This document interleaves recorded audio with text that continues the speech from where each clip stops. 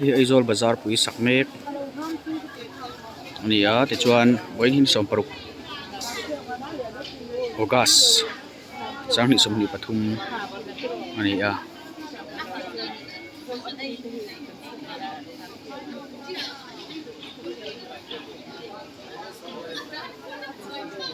ban pol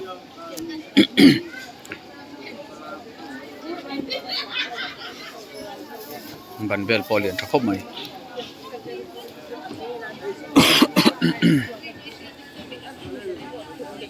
zon tlai zon an ping danga chhaklam pangkal inkal ponan solai so ano ping zau ta hreta mihring kal po chep talo dewa hnuai zon kal the dor achung a zon dor om phea somi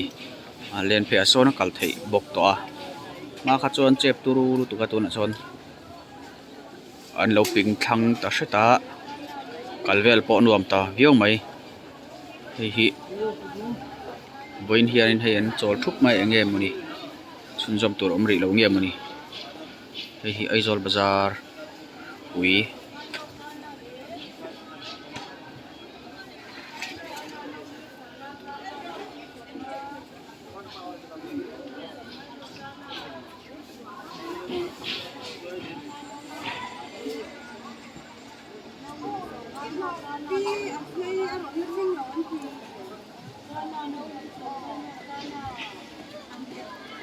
darli le chan ve chau alani a tlai lampang min la thol khop mai voin chu voin hi ni lai ni ani a mi le nek tul le chome zor ho thutan la phal lawa an thutan la hun lo boka an sit hawin an ding fura so lama son sumi hai mas noi son hey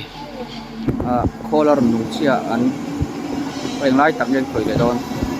lên chuyển đó cả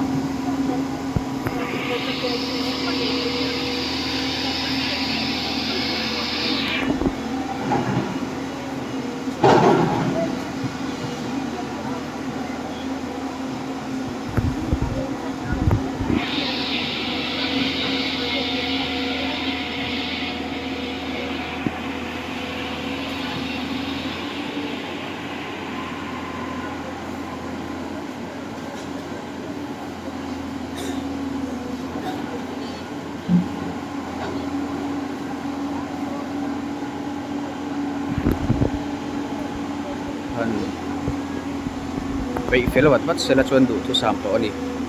bazar mong hi atop a che boxi a rim che boxi a Aizawl bazar pui chu che ve tho tani saka ma so thanga ba kon ko building yan pui an sa me ka he lai veila pang sai da hian lian pui om boka building ero chu lian pui an sa thua to ni se tlai hi a main ber lai kan ti lai thin khani he tlai tuna kan ti lan lai hi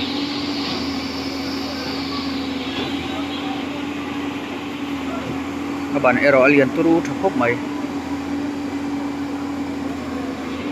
em ang takin chong chho lian ang bo so hai le meka mihring na thok ero chon lawa kholin na thok thunga